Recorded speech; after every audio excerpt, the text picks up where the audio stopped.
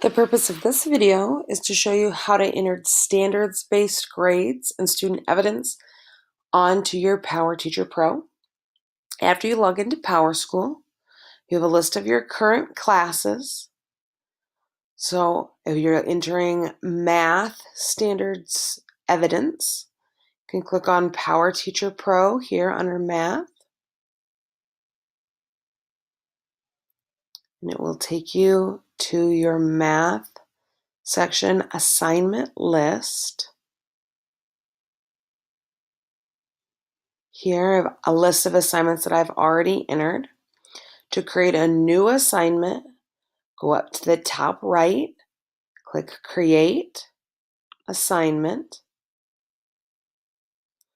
From here, assign your assignment a name. I like to use the bullet point on the reporting topic for what it is. So maybe it is fluently add 2-digit without grouping. So I did a little bit of shorthand there because it only lets you put so many characters in there. And then I like to be as specific as possible. So maybe I got this from Math Boxes, Unit 1, Lesson 5, and it was number 4. I tried to put all of that in my assignment name. And maybe I'll show you where I get to that and why I think it's important for me. For here, you can select category student evidence. Some people like to put in points. So if you're assigning it a score and then also your standards grade, you'd put points, or collected only. And then another tip, be as specific with your date as possible. Don't put them all in under the same date. It makes it harder to see scores over time. So when I jot my paper scores down, I like to put just the date up at the top that I collected that, so then I can be as accurate as possible in here. Once you're done with this tab, click on the next tab over for students. It's here where you can add or remove any students.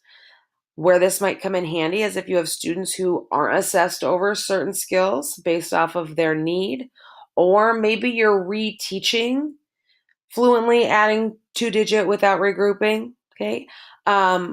Only to a select number of kids, and you want to remove all of the students that were not being reassessed over this skill.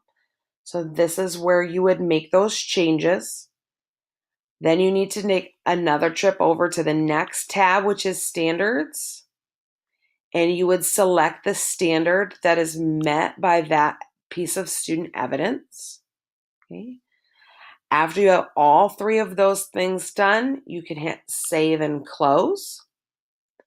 If at any time you need to go back in and make changes, you can click the edit pencil that's on the far right, and it will take you right back to all of those tabs. So you can go back and you can remove more students, or you can add them back on. If you forgot to assign the standard, you can do that there.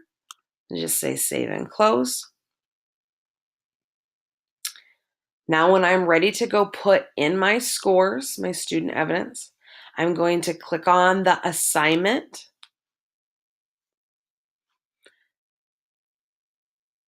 Now here in the first column, if you assign for putting in a point value, you would put in your point value here, and then your standards-based grade here. Since I selected collect only, it's here that I will mark whether I collected it or it was missing. So we're just going to assume that I collected all of them. So I'm going to fill that entire column.